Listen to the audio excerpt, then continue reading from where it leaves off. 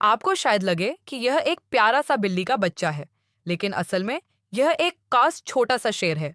इसके गुलाबी रोएंदार बालों को देखिए। इसे कीबोर्ड पर दौड़कर जाना और रिया के टाइप करते समय उसके हाथ पर थपथपाना बहुत पसंद है। रिया का पूरा परिवार इस पर मोहित हो गया है और उसे कुछ समय के लिए अपने पास रखने के लिए राजी हो गया है। लेकिन इसके प्यारे रूप रंग से धोखा मत खाइए। जैसे जैसे यह छोटा शेर बड़ा होता जा रहा है, उसकी क्षमताएं धीरे धीरे जाहिर होती जा रही हैं।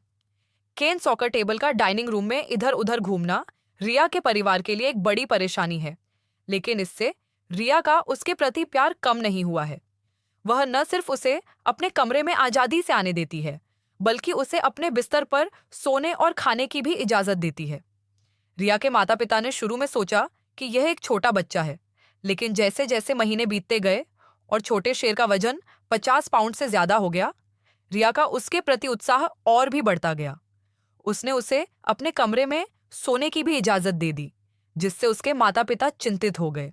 जैसे जैसे छोटा शेर बड़ा होता गया, उसकी जंगली प्रवृत्तियां धीरे धीरे उभरने लगी और उन्हें डर था कि वह उनकी बेटी को नुकसान पहुंचा सकता है। उनकी चिंताएं सही साबित हुईं। एक दिन रिया डरी हुई और लापरवाह थी। रिया के माता पिता गुस्से से भड़क उठे, क्योंकि उन्हें लगा कि शेर जिद्दी और महत्वाकांक्षी होते हैं। इसलिए रिया की मिन्नतों के बावजूद उन्होंने शेर को जबरदस्ती पिंजरे में बंद कर दिया और उसे बोर्डिंग स्कूल भेज दिया।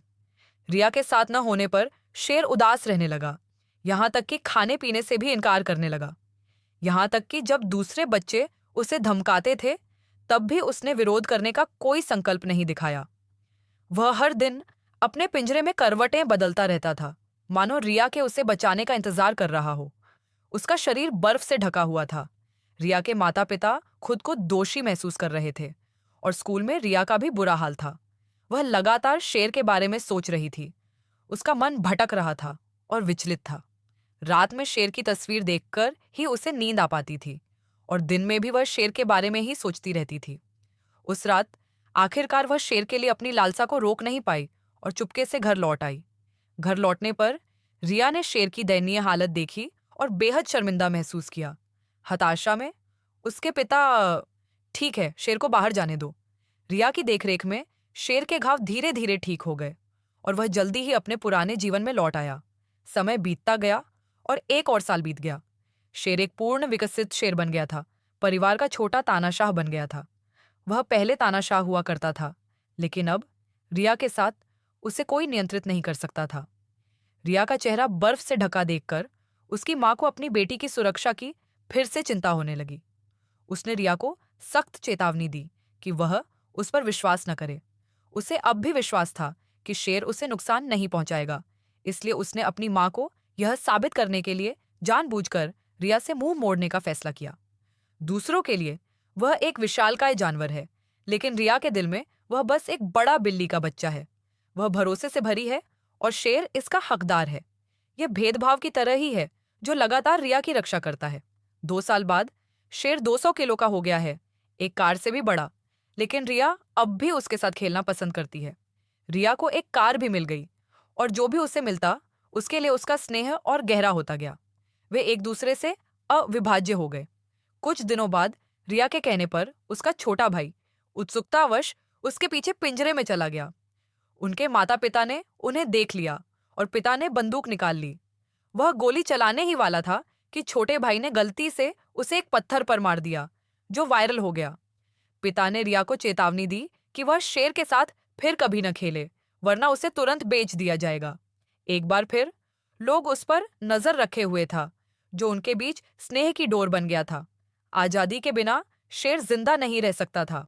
रिया को आखिरकार एहसास हुआ कि शेर यहाँ नहीं, बल्कि विशाल जंगल का है। इसलिए अपने पिता के लिए गुप्त रूप से एक स्मारक बनाने में व्यस्त होकर उसने शेर को वापस जंगल में छोड़ने का फैसला किया।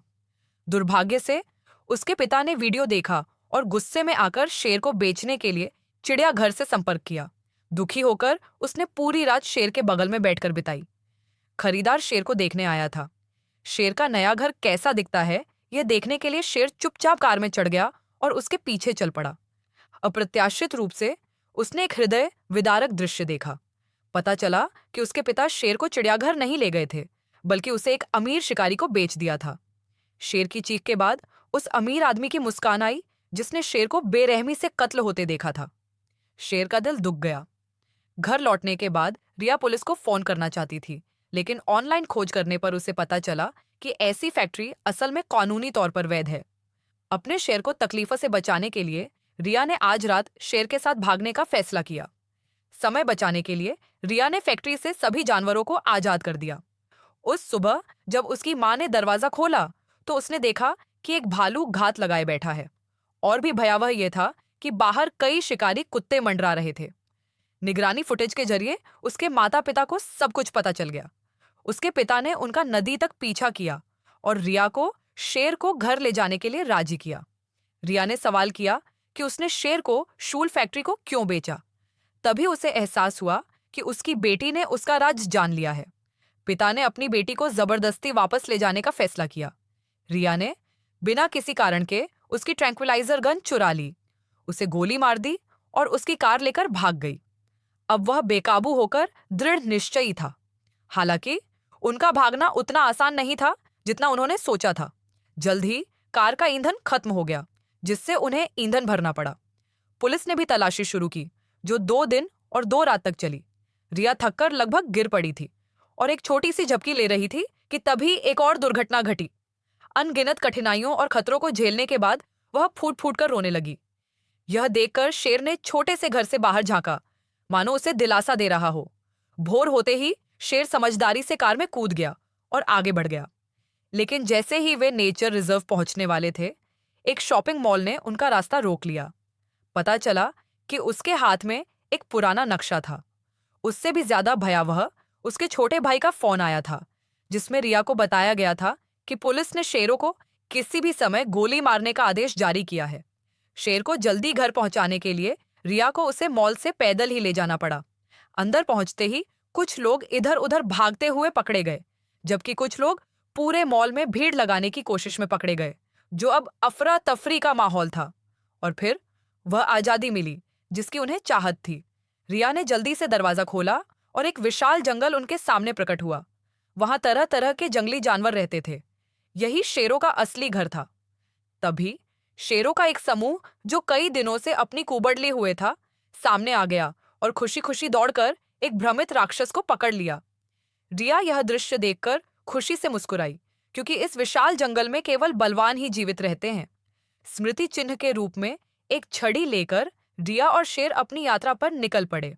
हालांकि बिना कार के विशाल जंगल को पार करना कोई आसान काम नहीं था। इसके अलावा रिया के पास खाना पानी खत्म हो गया था और वह लगभग थक चुकी थी। वह बस एक एक के पीछे पीछे पूंछ के पीछे चल सकती थी। शेर, जो परिणाम सहन नहीं कर सका, रिया के समय पर हस्तक्षेप करने की बदौलत बिना किसी हिचकिचाहट के उस पर झपट पड़ा। रिया के पिता भी आ गए। अपनी बेटी द्वारा प्रताड़ित पिता एक शिकारी बन गया और कुछ ही शब्दों के बाद उसने खुद को सुधारने और फिर कभी पैसों की चिंता न करने का संकल्प लिया। एक यात्रा के बाद वे आखिरकार अभयारण्य की सीमा पर पहुंच गए। प्रतिबंधित क्षेत्र में छोटे पुल को पार करते ही वे आजाद हो जाते, लेकिन रिया पहले ही अपनी सीमा पर पहुंच चुकी थी और शेर को जाते हुए देखकर रिया के पास आखिरी पल के लिए जा मिला। शेर जानता था कि वह रिया को शायद फिर कभी नहीं देख पाएगा। वह रुका और अनिच्छा से उस लड़की की ओर देखा जिसके साथ वह बड़ा हुआ था, मानो रिया के रूप को अपने दिल में हमेशा के लिए याद रखना चाहता हो। तभी कमजोर शेर पर बंदूकें तानकर बड़ी संख्या में पुलिस अधिकारी गोली चलाने के लिए तैयार हो गए। चिंतित रिया ने अपने पिता और पुत्र से आखिरी कोशिश करने की विनती की। पिता एक पल रुकने के बाद डर से कांप उठा और फिर आगे बढ़कर अपने शरीर से खिड़की बंद कर ली। सबकी नजरों के सामने शेर आखिरकार फ्रीडमनिया परिवार के पास वापस पहुंच गया, जिन्होंने उससे खुशी से गले लगा लिया। 1 साल बाद वे अभयारण्य में वापस आ गए। इस बार शेर जंगल का राजा बन गया था, जिसके पास न सिर्फ एक पत्नी थी बल्कि प्यारा बच्चा। 100 साल पहले दक्षिण अफ्रीकी जंगल में बिना किसी मानवीय हस्तक्षेप के 2,45,000 जंगली शेर घूमते थे। अब उनमें से 10% से भी कम बचे हैं। हालांकि उन्हें यूं प्रजाति नहीं माना जाता, फिर भी उनकी संख्या अभी भी मौजूद है। यह अक्सर फिल्मों से भी ज्यादा क्रूर होता है। बिना किसी सौदे के, बिना किसी नुकसान के